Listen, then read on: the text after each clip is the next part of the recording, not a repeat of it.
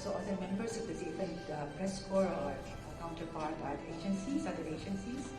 This will be the joint press briefing of the National Task Force on the West Philippine Sea that's being hosted by the Department of Foreign Affairs. I am joined this afternoon by the spokespersons of key member agencies of the task force, Assistant Director General of the National Security Council, ADG Jonathan Malaya, who is at the center, Colonel Medel Aguilar of the Armed Forces of the Philippines, to my immediate right, and Commodore Tarriela of the Philippine Coast Guard. The reason for this joint press briefing is quite obvious. There has been a serious incident in the West Philippine Sea, and this is the opportunity for us to present the Philippine narrative of that incident, sans hype. In the interest of time, we've agreed to organize ourselves as follows. The first to make a presentation will come from the National Security Council, and he will give a general overview of the incident of August 5. He will be followed by the Armed Forces of the Philippines that will speak about the August 5, 2022 Ayungin Shoal incident from the AFP perspective.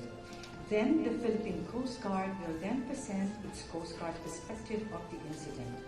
Following this presentation, the DFA will then present its statement on the incident. After the presentation, we will be having an open forum, and after that, after we concluded most of the questions, I will also then turn the floor to the National Security Council to do the closing remarks. So in the interest of time, can I give the floor to ADG Malaya, who will then speak on what has happened in terms of the incident of August 5. Thank you. Thank you, ma'am. And at the onset, allow me please to thank the Department of Foreign Affairs for hosting the National Task Force West Philippine Sea today here at the Department of Foreign Affairs for a joint press briefing. Salamat po, DFA. The National Task Force on the West Philippine Sea, led by National Security Advisor Eduardo Yamaño, strongly condemns the aggressive, dangerous, and unlawful actions by the Chinese Coast Guard and Chinese maritime militia vessels against Philippine chartered supply boats and Philippine Coast Guard vessels who were undertaking a regular rotation and resupply mission in Ayungin Shoal last Saturday, August 5, 2023. The Philippine vessels were subjected to repeated water cannoning and continuous dangerous maneuvers by CCG and CMB vessels, placing the lives of the crew of the Philippine vessels at risk in violation of humanitarian and international law. We wish to underscore that the Philippine vessels were undertaking regular and lawful activities in support of BRP Sierra Madre LS-57, a commissioned Philippine Navy vessel permanently stationed in Ayungin Shoal, which is well within our continental shelf and exclusive economic zone. Because of the dangerous and unlawful tactics employed by the CCG and CNM vessels acting in concert, the second Philippine supply boat failed to bring in much needed food, water, supplies, and other provisions to the Philippine troops stationed in Ayungin Shoal. At one point, a CCG vessel blocked the way of a PCG vessel within 20 yards, a maneuver that could have resulted in a collision that was only abated by the skill and quick thinking of our Coast Guard officers. And later on, Commodore Tarriela will give us more details about that specific incident. The dangerous and illegal tactics employed, which are evidenced by photos, videos, and other official reports, are a clear and unmistakable violation of domestic laws, the Convention on the International Regulations for Preventing Collisions at Sea, the UN Convention on the Law of the Sea, UNCLOS, and the 2016 Arbitral Award, which recognizes the Philippines' rights in the West Philippine Sea. The Chinese Coast Guard and Chinese militia vessels have no right whatsoever to place a blockade or impede or otherwise control the movement of the Philippines Coast Guard and Philippine supply boats in Ayungin Shoal or anywhere else in the West Philippine Sea, especially when they are undertaking a mission to resupply our troops stationed there. While one Philippine supply boat was blocked by Chinese vessels from reaching the shoal, another Philippine supply boat was able to break the blockade and successfully delivered much-needed supplies and provisions to BRP Sierra Madre. The National Task Force West Philippine Sea commend the valiant men and women of the AFP Western Command, the Philippine Navy, the Philippine Coast Guard for their daring, bravery, and commitment to duty despite all odds and despite the continuous Chinese bullying, harassment, and intimidation. We demand that the government of the People's Republic of China immediately cease and desist all its coercive, unlawful, and unacceptable activities in the West Philippine Sea. Guided by the directive of President Ferdinand Marcos Jr. in his second State of the Nation address, the Philippine government will continue to uphold its sovereign rights and preserve our nation's sovereignty and territorial integrity, and join him in assuring the Filipino people that this government will not lose any inch of our territory. We will never waver in our determination to resupply our troops stationed in Ayungin Shoal and in other Philippine-occupied features. Under the leadership of President Marcos, we will uphold the implementation of the 2016 Arbitral Award in relation to our rights in the West Philippine Sea in defense of a rules-based international order.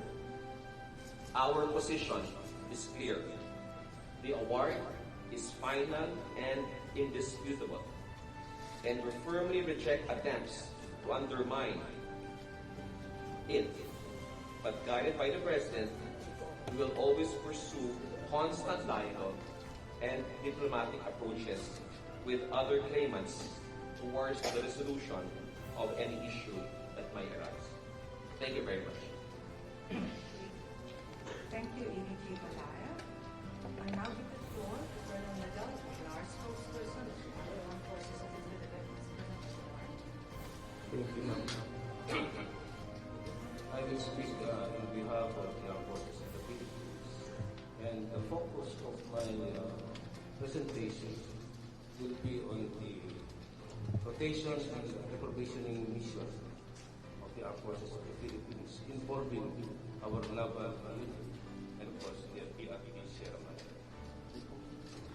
Initially scheduled on July 31 this year, the AFP's Western Command on August 4 proceeded with its rotation and reprovisioning missions to our troops at PRP Sierra Madre, the vicinity of Ayungin Shoal, which is part of the Malaya Island group, an integral part of the Philippines as well as within the Philippines' exclusive economic zone and continental shelf, and over which the Philippines has sovereign rights and jurisdiction.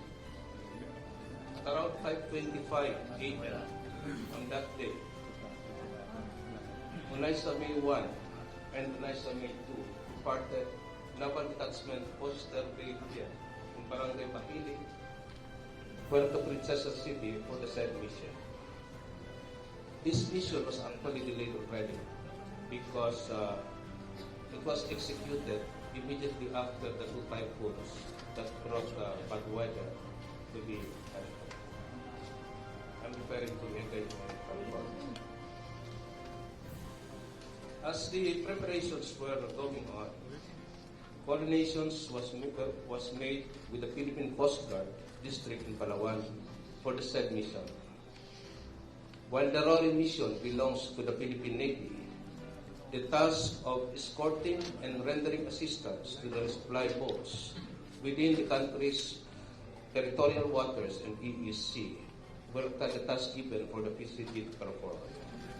Two multi-role response vessels, BRP Cabra and BRP Malapido, were then tasked to conduct maritime patrols and provide security assistance to the RORE mission.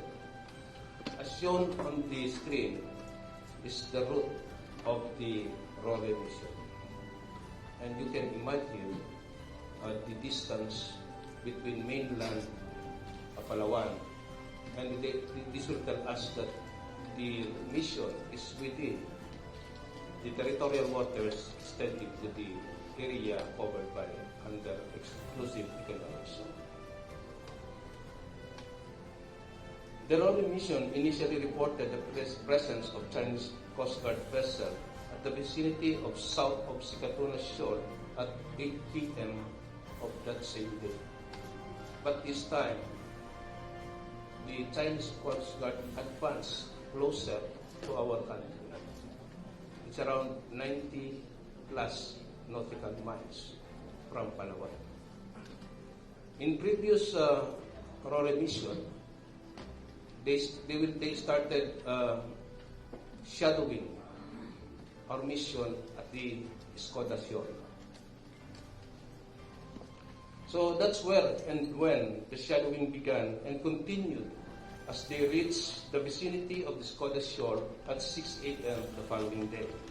And until they were at the vicinity 6.6 nautical miles east of the north entrance to the Ayungin Shoal at around 9 a.m.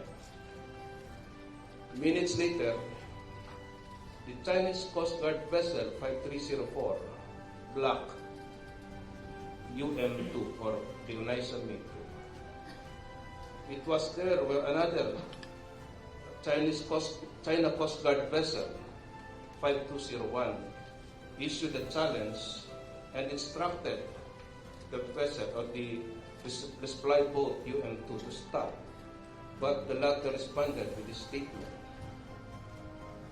This is a resupply boat tasked by the Philippine government to bring provisions to the troops stationed in BRP Sierra Madre. Knowing the legality, legitimacy, and importance of the RORE mission, UM2 or Unaisa-May 2 defied the unauthorized challenge and instruction of the China Coast Guard.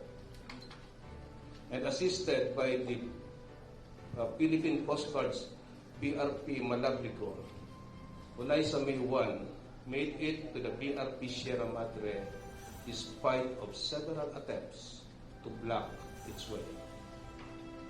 What will be shown now in the video are actual footages taken by the crew of Unaisa-1 May 2.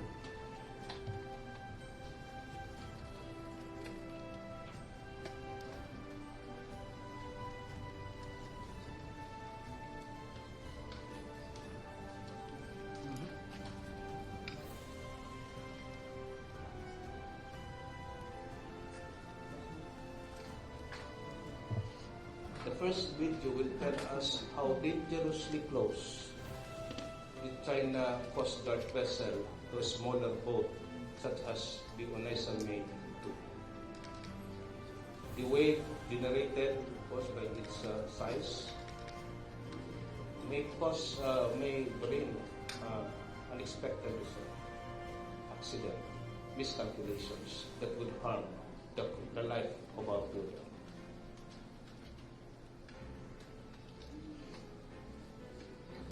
Next video, please.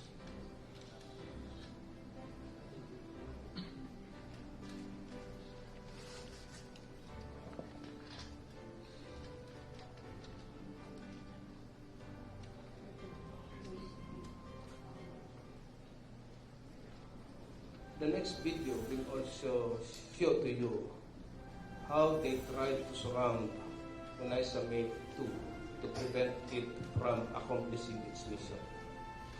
On each side are two militia vessels and of course supported by the China Coast Guard vessel. This in effect restricted the movement of UM2. And again, because of the situation, again, it endangered the life of our people.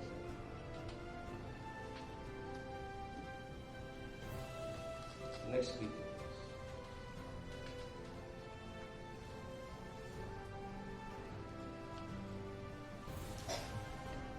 The next video will show to us how the water cannoning happened. There are actually two videos showing that what the China Coast Guard did to our people.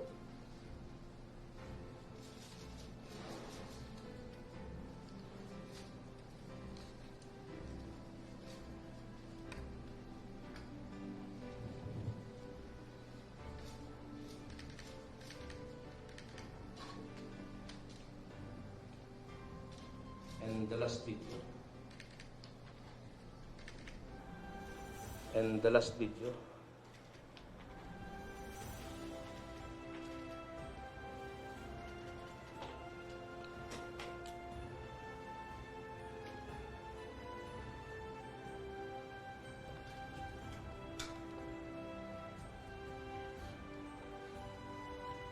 Anyway, I will allow our friend here from the Philippine Coast Guard to narrate to you the details of the events leading to the critical moments which will show the professionalism, restraint, and discipline of our people amidst the dangerous maneuvers, water cannoning, and other unlawful acts that the China Coast Guard committed to undermine the RORE mission.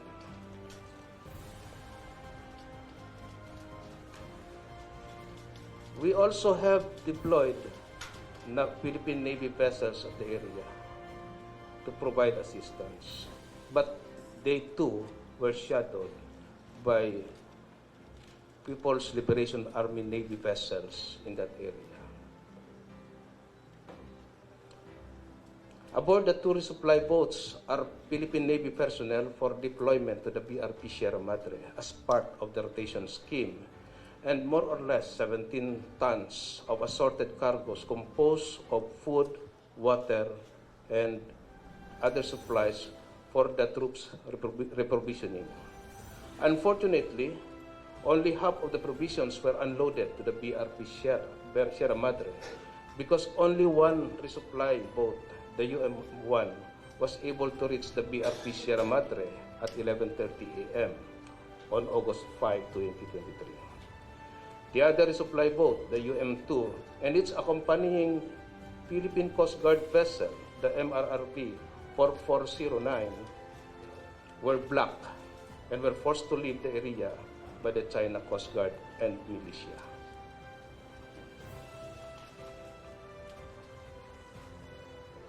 The two supply boats arrived safely at the NTF-WPS, Barangay Bahili, Puerto Princesa City at 6:50 p.m. yesterday. They accomplished their mission, albeit partially, but we're lucky that no one was hurt in the incident. BRP Sierra Madre is a commissioned vessel of the Philippine Navy. It is therefore the Navy's responsibility to man it and maintain it for the safety of our troops deployed there. The RORE, as recognized by many countries, is a legal operation being conducted by the Armed Forces of the Philippines through the Philippine Navy within the country's exclusive economic zone. We will continue the RORE mission to ensure the well-being of our Marines and sailors and to perform our obligations in the region. Finally, the world probably is expecting a better explanation from the China Coast Guard, because right now they cannot just hide their action behind the term necessary control, because their acts contradict what they are saying. Finally, the AFP extends its appreciation to the bravery and commitment of all those involved in the RORE mission. the Western Command, Armed Forces of the Philippines, the Naval Forces sent west of the Philippine Navy,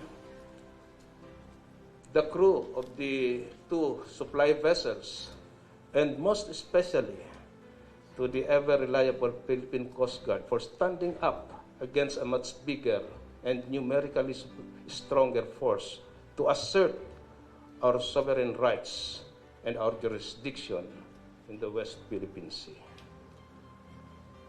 To those men, your action on that day, 5th of August 2023, was a defining moment.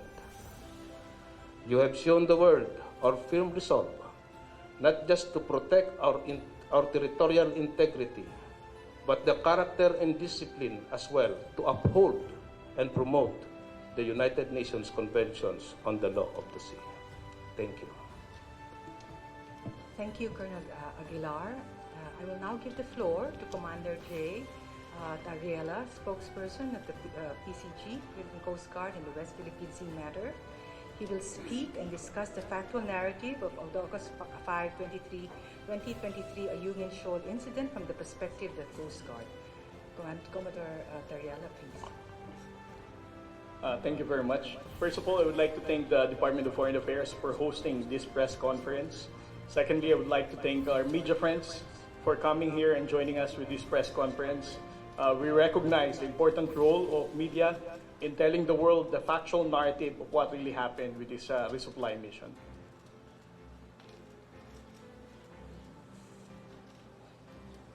The Philippine Coast Guard was tasked to provide security escort to the AFP chartered supply boats. Let me emphasize that the resupply mission is actually a mission carried out by the Armed Forces of the Philippines, and the Philippine Coast Guard was only asked to provide security escort.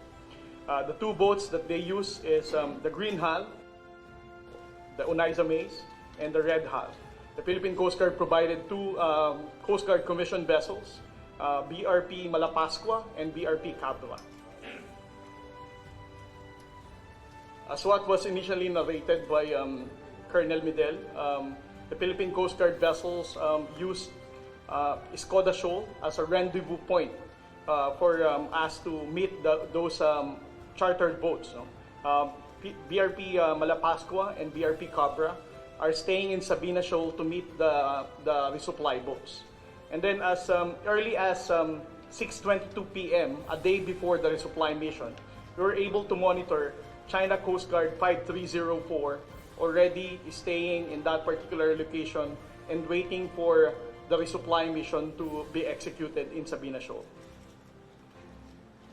The following day, 050631, the following morning at 6:31 in the morning, we were able to monitor 2 PLA Navy vessels, PLA Navy 167 and PLA Navy 630.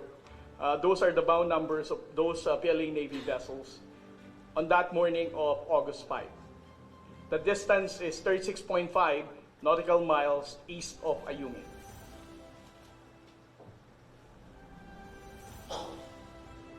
In this particular slide, I'll be showing you how the China Coast Guard 5304, since the time we departed Sabina Shoal until such time we proceeded to going to Ayungin Shoal. They have started shadowing the Philippine Coast Guard vessel MRV 4409 and the green hull or the Unaiza May number 1.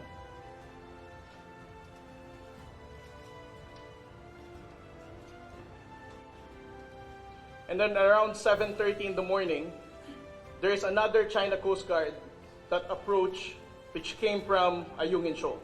This is China Coast Guard 5201.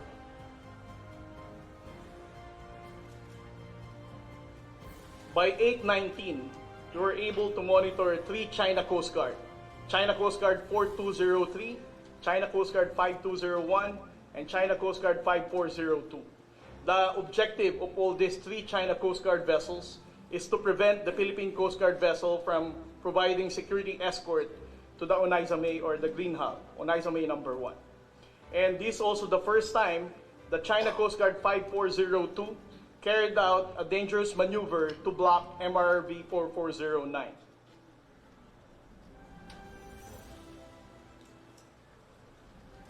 around 8:19,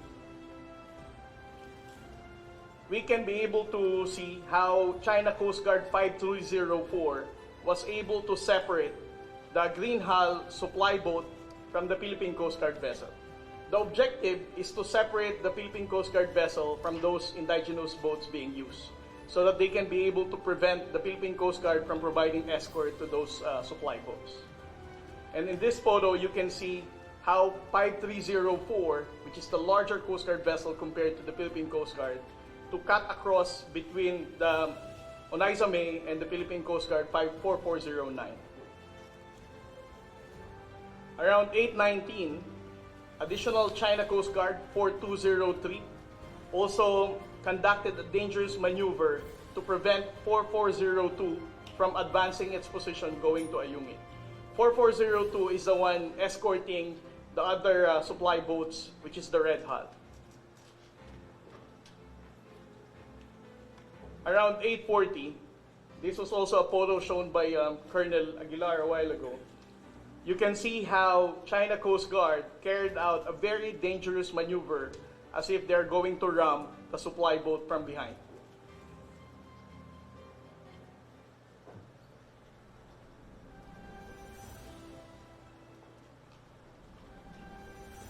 Around 8:48 in the morning, we were able to monitor another PLA Navy vessel, PLA Navy 630, with a distance of around 18 nautical miles from Ayungin.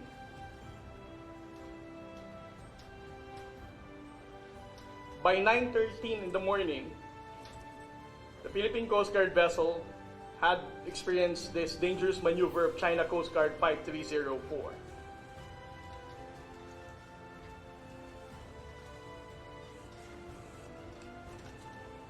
This is actually the second time that 5304 already carried out this dangerous maneuver. And this is actually the closest.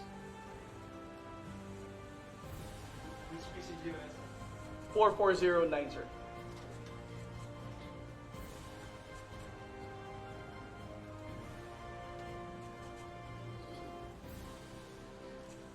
This is the photo.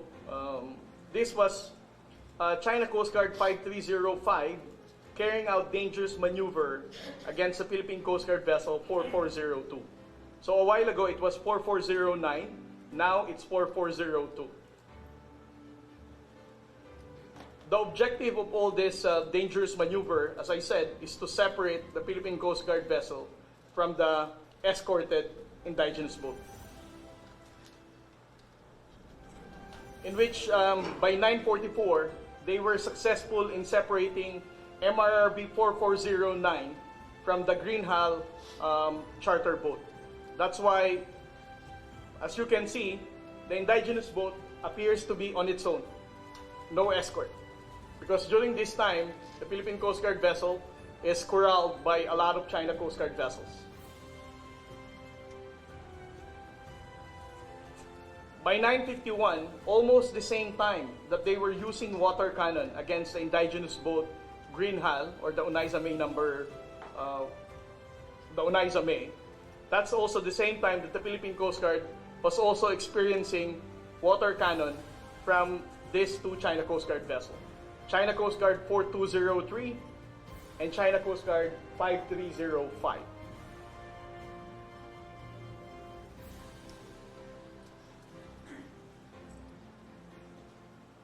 Around 10 a.m., China Coast Guard 5305 again carried out another very dangerous maneuver.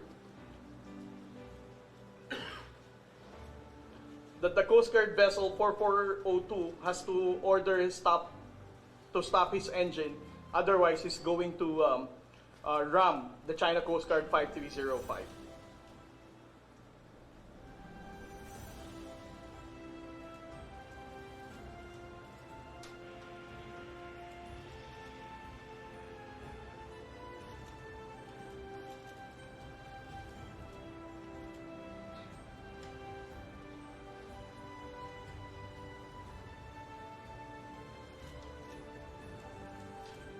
China Coast Guard 5201 again took advantage of the Philippine Coast Guard being distant from that of indigenous boat That's why they were able to successfully again use their water cannon against this indigenous boat.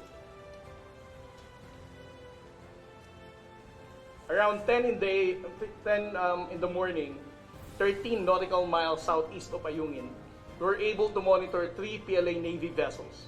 PLA Navy 527, 630, and 629. All of these PLA Navy vessels are just stationed on those areas, appearing to be waiting for instructions.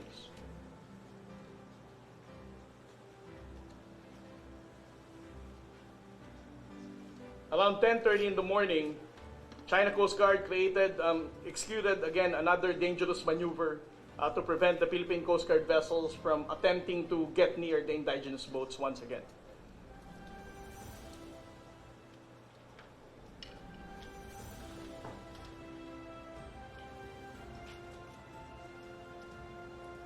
While the two Philippine Coast Guard vessels were attempting to escape the ramming, the blocking, and the dangerous maneuver of the Philippine Coast Guard the China Coast Guard vessels, it's a good thing that still one of our supply boats was able to reach LS-57 around 11 o'clock in the morning.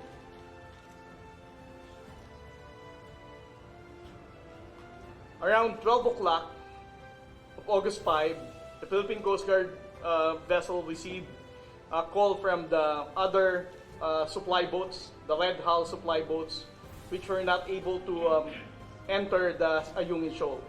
They requested, that vessel requested the Philippine Coast Guard vessel to attempt once again in entering the shoal. But unfortunately, since the China Coast Guard also tapped 2 Chinese maritime militia vessels, besides from the 6 China Coast Guard vessels, this indigenous boat was not able to enter the Ayungin Shoal.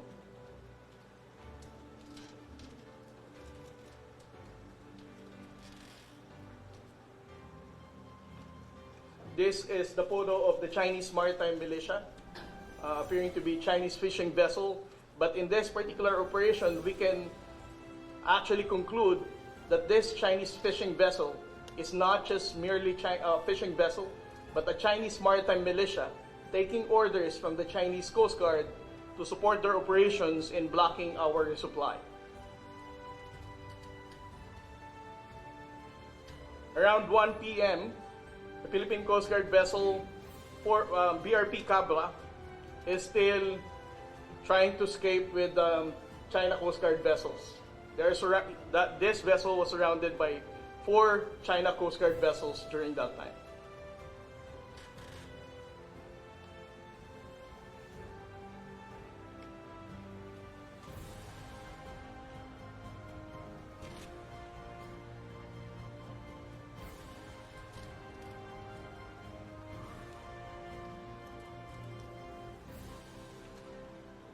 When the indigenous boat has already completed its resupply, the first resupply boat that was able to enter, we escorted them proceeding back to Sabina Shoal. And we noted that from Ayungin, although there is lesser tension, the China Coast Guard allowed us to exit Ayungin Shoal. But we noted that this China Coast Guard vessel 3302 escorted us from Ayungin going to Sabina. In total, we noted that there are 6 China Coast Guard vessels that they use to prevent the Philippine Coast Guard in escorting the resupply of the armed forces of the Philippines. And they also use these 2 Chinese maritime militia vessels, 00304 and 001. So besides from the 3 PLA Navy vessels that we monitored within the vicinity of Ayungin Shoal, they used 6 China Coast Guard vessels and 2 Chinese maritime militia vessels. That ends my briefing for what happened during the last resupply. Maraming salamat po. Thank you, Commodore Tarriela. And now it's the turn of the DFA to deliver its statement. China Coast Guard, People's Liberation Army Navy, and the Chinese maritime militia vessels undertook blocking and other aggressive maneuvers, including the use of a water cannon against the Philippine supply boats and Coast Guard vessels on a routine resupply mission to the BRP Sierra Madre on August 5 in an area approximately 2.9 nautical miles from Ayungin Shoal. The Philippines demands that China immediately stop its illegal activities in our maritime zones. The Department of Foreign Affairs is one with the Armed Forces of the Philippines and the Philippine Coast Guard in their pursuit of our shared mandate to protect and uphold our legal maritime entitlements.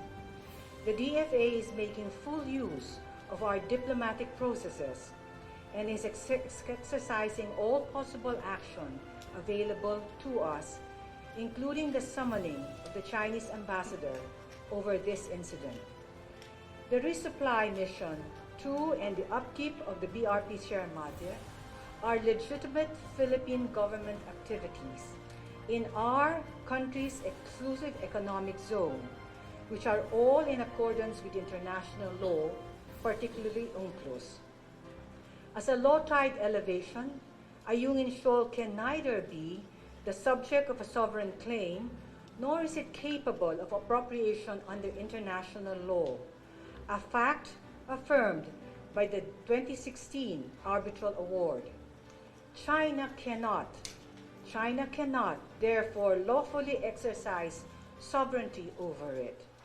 China's illegal exercise of maritime law enforcement powers, interference with a legitimate Philippine rotation and resupply mission, including its aggressive use of water cannon against our vessels, and any other activity that infringes upon our sovereign rights and jurisdiction over Ayungin Shoal are violations of international.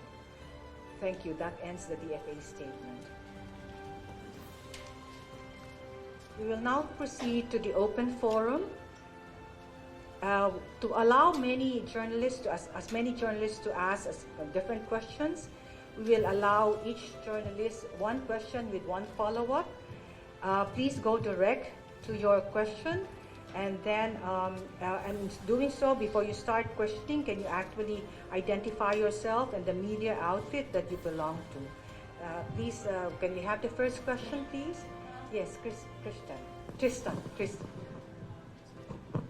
Hi, good afternoon po. Ambassador Tess, maybe for the DFA.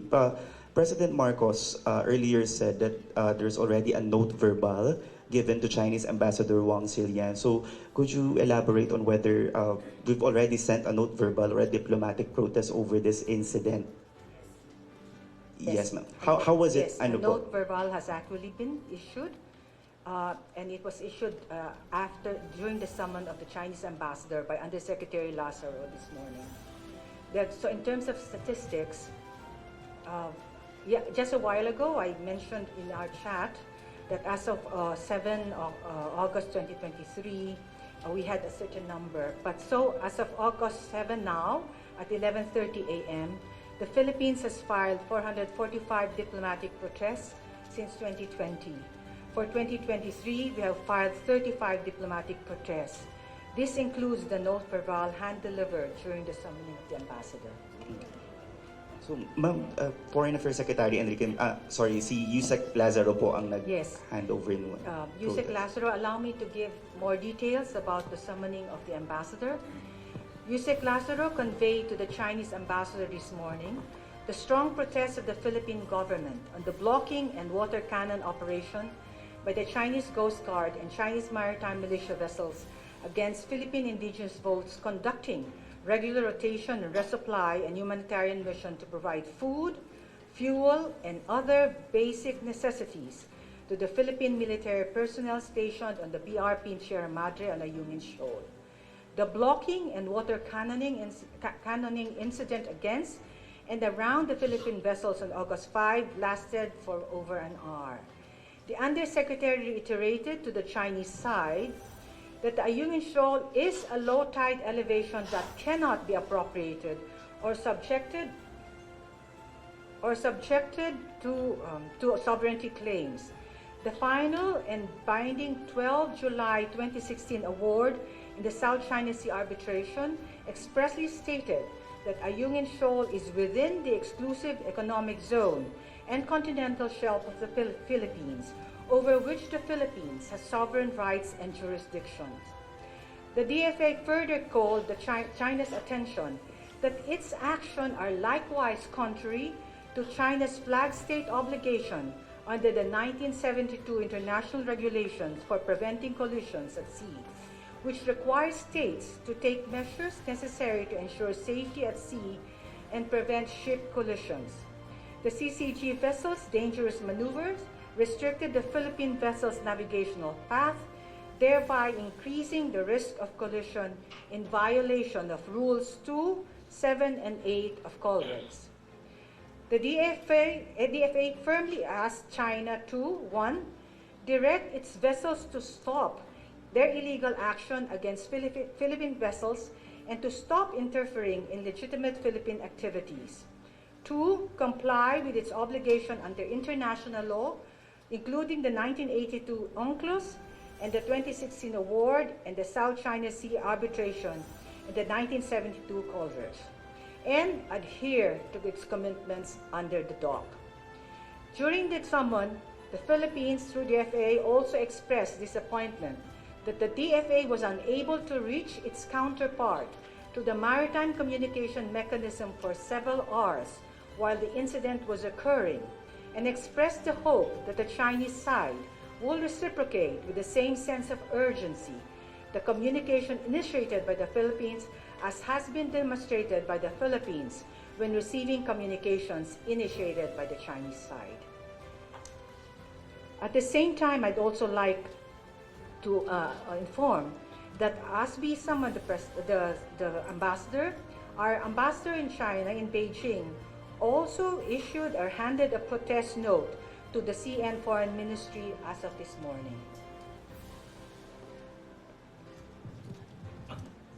Next question, please. We'll go this side. Celerina, please, and then Good afternoon po. Ma'am, with these recent incidents, or anyone could answer, with the continuous bullying of China against the Philippines and this recent incident, how is the relationship between the Philippines and China now?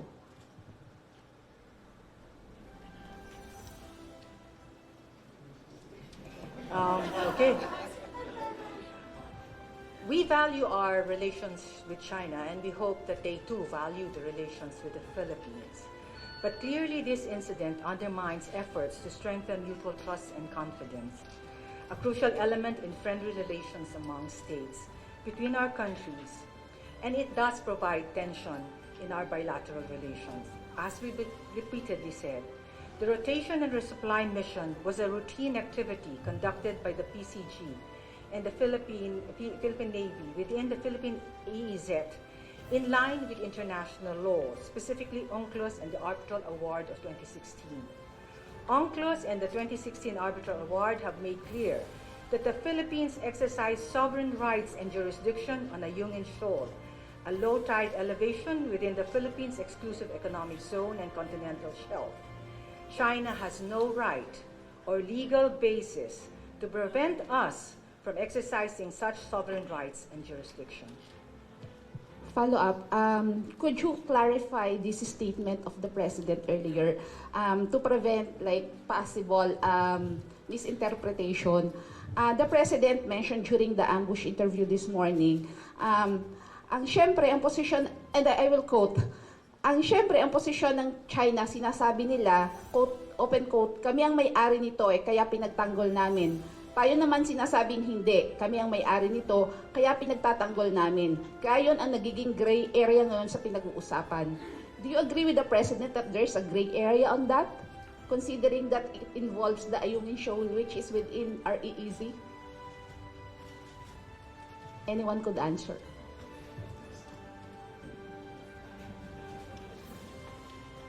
No, it would be hard for us to offer our views on what the President said. No? I think it would be best if that question is answered by the Office of the President. Next question, this side, please. Yes, we'll do it this way, yeah? Okay na, ayan. Zen Hernandez po, ABS-CBN. Ma'am, are we going to summon the Chinese ambassador so that we can discuss this further?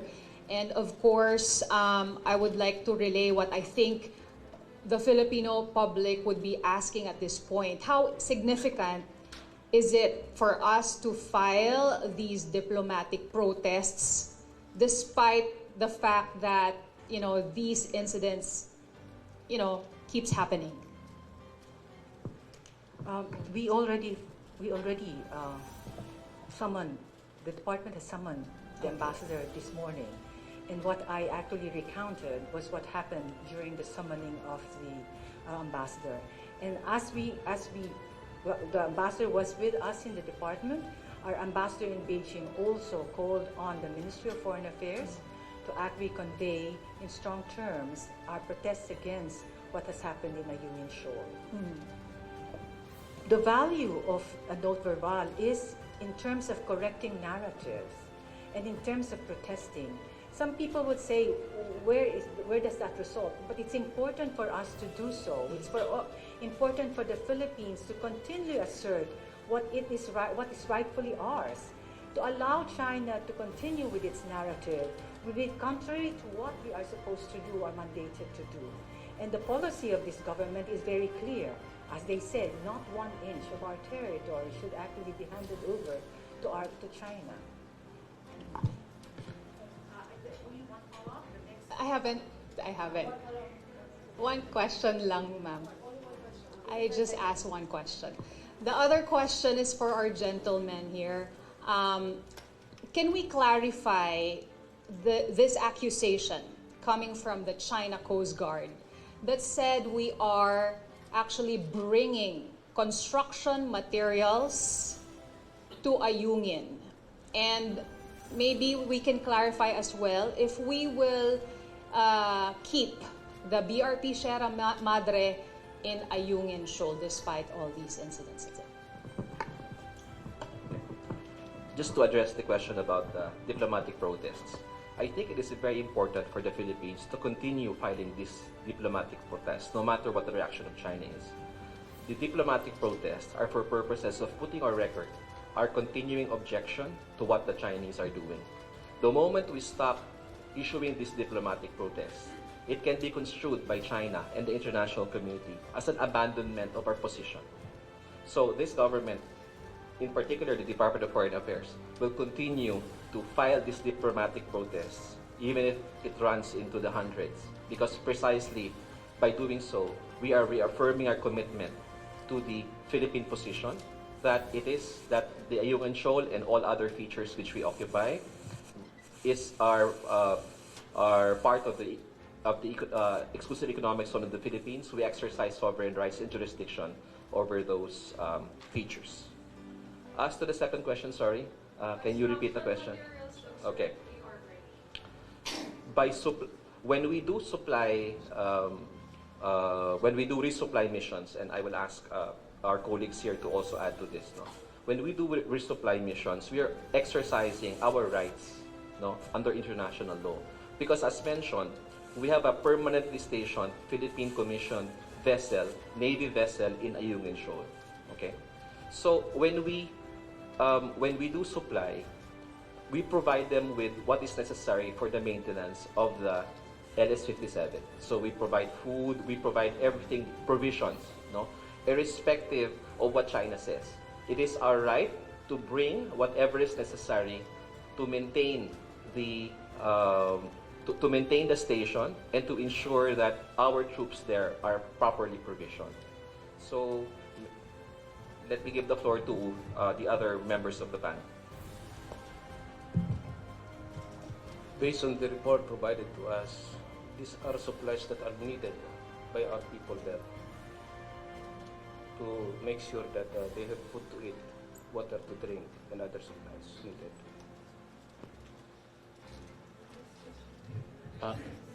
Yes, ma'am. Cecil Morelia of the French News Agency. Sir, according to your account, the Chinese have been turning the screw, so to speak.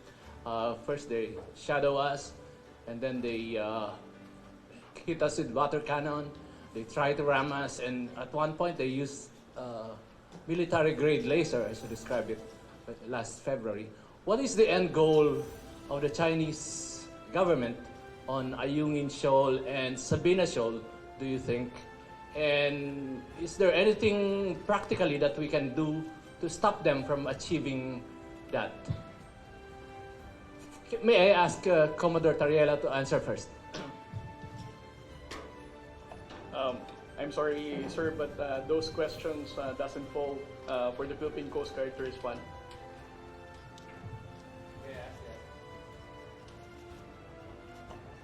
I think those questions are not for the Philippine Coast Guard to respond, ma'am. May I ask the others? Okay.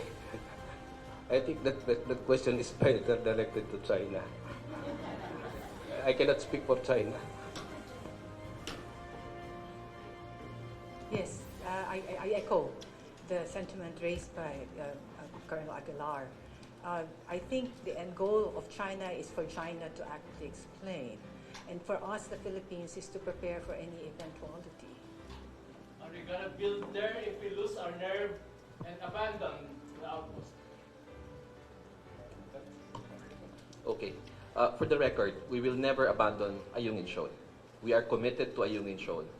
In fact, if we're trying to determine although it's better for China to be the one answering this, but if we wish to speculate, they're probably looking for weaknesses in the Philippine position, or are trying to gauge our commitment to supply our troops in the shoal.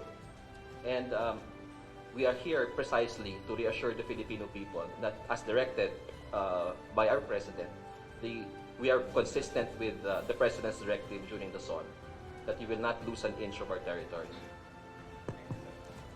Good afternoon, ma'am. Question from our Zoom participants from Global Daily Wear.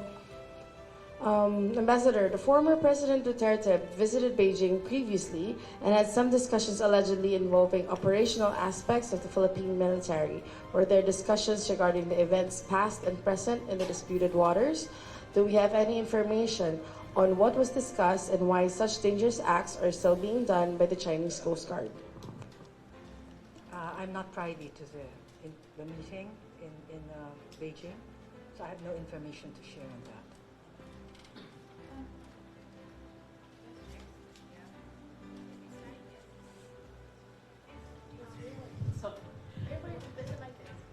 Ma'am, Joanna Balyaran from GG Press. Ma'am, we've been firing diplomatic protests against China. No? It's been over 400 note verbales and protests. So, what's the next step for the Philippines, ma'am? What are the other forum or platforms are we going to use to ask China to cease and desist from what they're doing in the West Philippine Sea? What is clear, Joanna, is that we will exhaust all fora and exhaust all mechanisms so that we can bring to fore the Philippine position in terms of what's happening in our waters. That's for sure. So, but in terms of diplomatic protest, that's one diplomatic action that's taken. A summoning is another diplomatic action that's taken. Issuing a démarche is really another action that will be taken. But each case will actually determine what course of action will be undertaken by the DFA. And we cannot actually speculate, but we will actually say and stress that the commitment of DFA is that we will, after an assessment of an incident, we will take appropriate action to actually protect and promote our interests. Hello, Mara Cepeda from the Straits Times. A few days ago, China actually even offered to hold joint patrols in the West Philippine Sea to the military. How does this latest incident and their blatant disregard for our sovereignty play into the decision of the military and the Philippine government in general in considering the offer of China, which is something that's quite ridiculous given their actions there? Are we still going? Is it does this incident in a way affect, as their decision already, will a joint patrol, does a joint patrol with China even make sense in the West Philippine Sea? It was just an informal discussion. I don't know if it's even worth to be discussed here. Second, we cannot make a decision on that issue. Third, I think you can ask the people, the Filipino people, on the reaction. Hi, sirs. I'm Camila Lamia from the New York Times. For the gentleman here, I'd like to ask, when it comes to the RORE missions, we're seeing more and more of Chinese vessels, Chinese maritime militia vessels. Are we planning to deploy more vessels, if that's even possible, or to increase the frequency of our RORE in Ayungin Shoal specifically? We have already increased the number of our assets in that area for the conduct of maritime patrols and, of course, to do RORE missions. Sir, As to what we will do exactly, that we cannot tell you for security reasons. Sir, ilang vessels na po yung dinagdag? And also maybe Again, the WPS? that question, ma'am, I'm sorry, is I cannot answer because there are security considerations.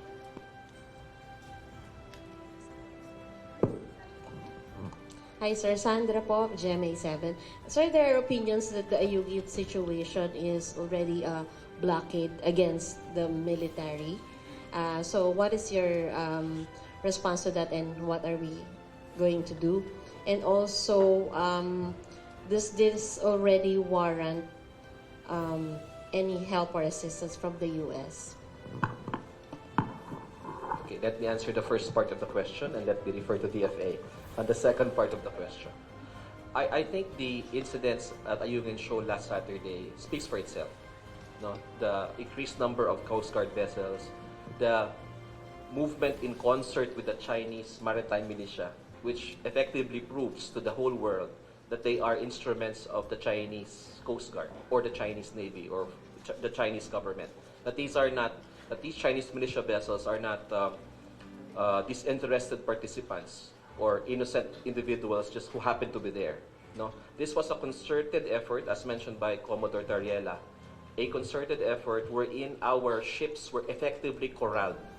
No, so this was like a David versus Goliath situation because there were only 2 Coast Guard vessels and 2 Philippine supply boats against 6 large Chinese Coast Guard vessels and 2 Chinese militia vessels and more People's Liberation Army naval vessels at near proximity to the area.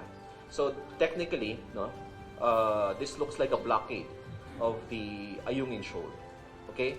Because the facts on the ground, as can be seen by everyone through the videos and the photos that we have shown today, clearly showed the increased deployment of the Chinese Coast Guard vessels. I think the most number, tama ba, Commodore? The most number in recent memory. Okay. As to the second question, may I turn over to the DFA? Does this warrant already the any help or assistance from the U.S. under the U.S. RPUS Mutual Defense Treaty? Well, the United States has actually publicly affirmed in its statement and in various statements and at the highest level that it has ironclad commitment to the defense of the Philippines pursuant to the Philippine-U.S. Mutual Defense Treaty of 1951. And here we deal with the concept of what constitutes an armed attack in the Pacific. But there is no clear definition as to what defines public vessels in the MDT, and there are ongoing negotiations on it. In terms of your specific question, whether it warrants the invoking of the mutual defense, I think it's a bit early.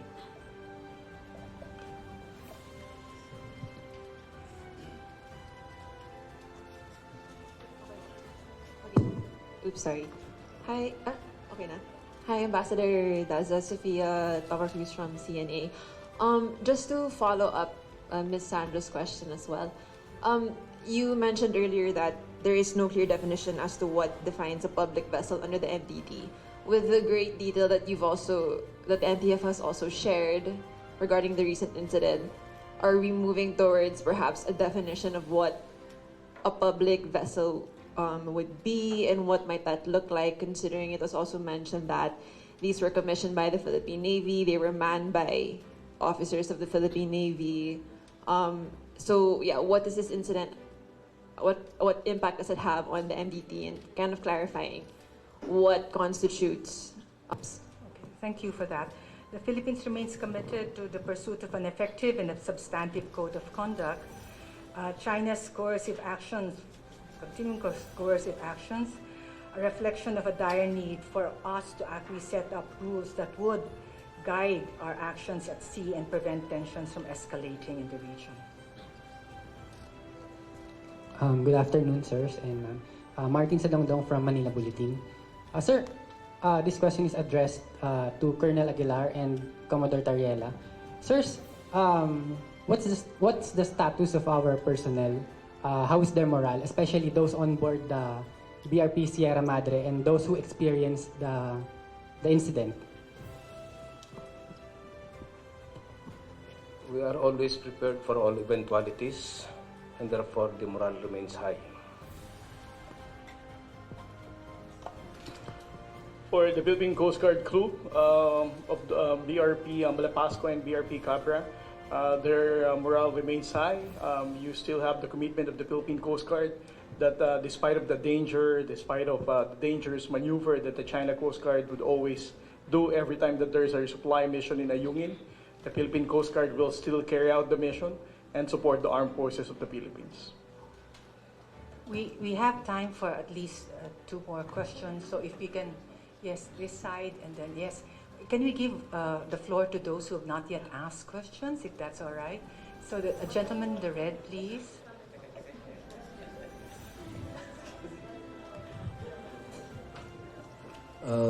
Question, Rainer from the Philippine Star, for Commodore Tarriela.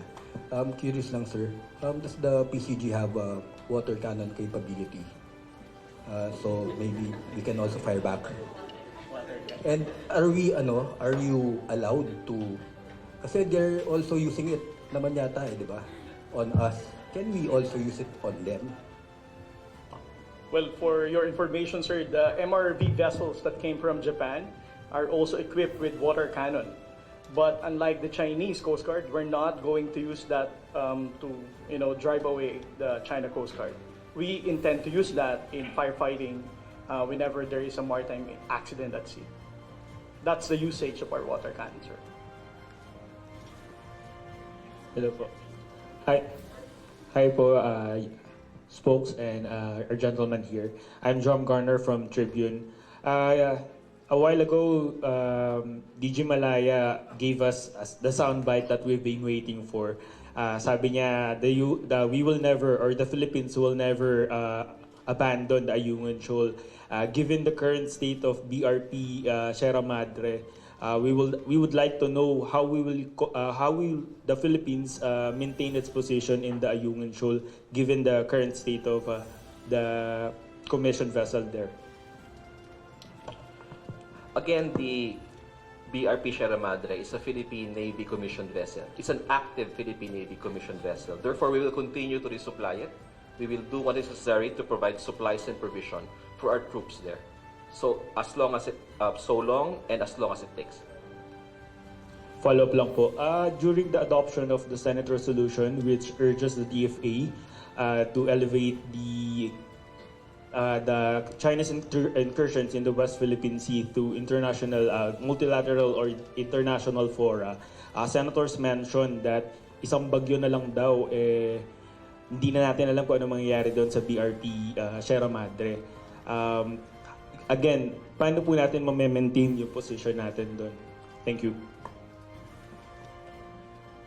We will do what is necessary to make sure that it will continue to stand there.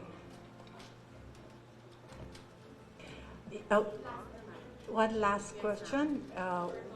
This side. Yes, please. Yes, please. Hi, ma'am. BBC po.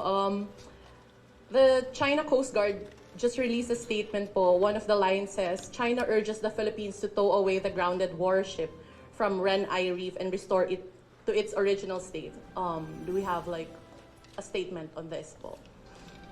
To tow away daw po. They want us to operation. Who is China Coast Guard to tell us what to do? So, are we okay with one more question? Are we okay with one more question? Yes, one more question then. Colonel Aguilar, can you tell us a bit of history? How come? How did you? Why did you put the Sierra Madre on that reef, on that shoal, and why did you put it there? I think I need to do a research on that, sir. I will go back to you as soon as I have the information. Thank you.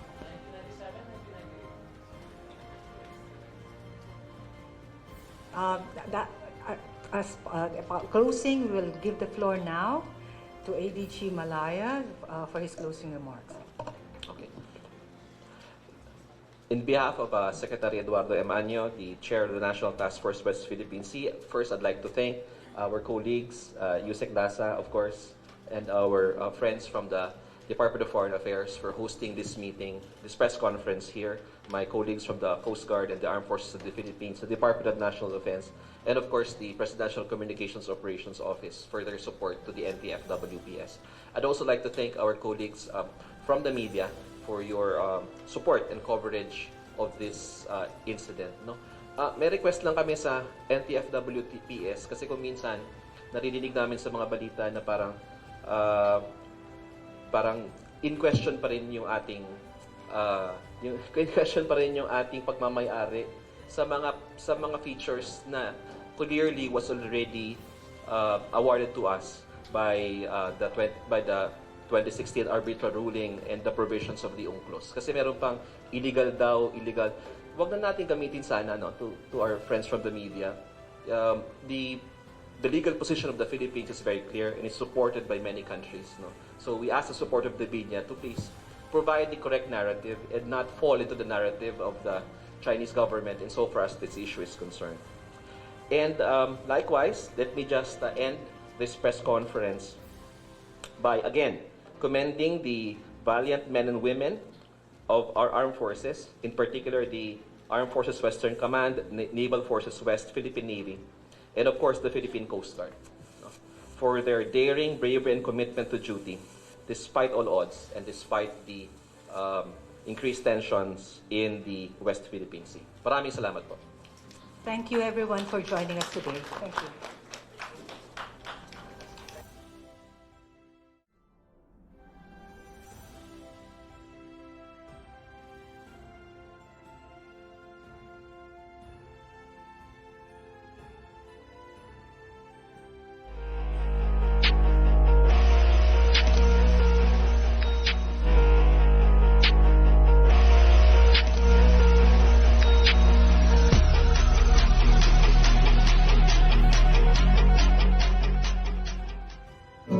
Enjoyed this video?